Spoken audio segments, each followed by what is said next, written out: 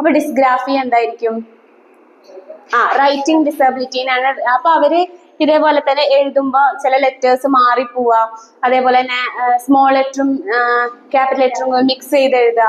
ഇപ്പൊ നമ്മളൊരു വാക്ക് കഴിഞ്ഞിട്ട് സ്പേസ് ഇടണമല്ലോ, ചിലവർ കുറേ സ്പേസ് ഇടും, അല്ലെങ്കിൽ ചിലവർ വാക്കുകൾ ഇങ്ങനെ ഒരുമിച്ച് കൂട്ടിയിട്ടാവും എഴുതുക. അപ്പൊ അങ്ങനെയുള്ള ആ ഒരു, അല്ലെങ്കിൽ പിന്നെ മാർജിൻ എവിടെ എഴുതണം, ചില കുട്ടികൾ എഴുതുന്നുണ്ടല്ലോ, കൊച്ചിന്ന് കൊയിലാണ്ടിക്ക് എഴുതുന്ന പോലെ ഇവിടുന്ന് തുടങ്ങിയിട്ട് അങ്ങനെ പോകുന്നു അല്ലെ, ആ വരിയിലൊന്നും ആവില്ല എഴുതുക. അപ്പൊ അങ്ങനെയുള്ള കുട്ടികൾക്കാണ് എന്ത് പ്രശ്നം ഉണ്ടെന്ന് നമ്മൾ മനസ്സിലാക്കേണ്ടത്? ഡിസ്ഗ്രാഫിയ, അതായത് റൈറ്റിംഗ് ഡിസബിലിറ്റി.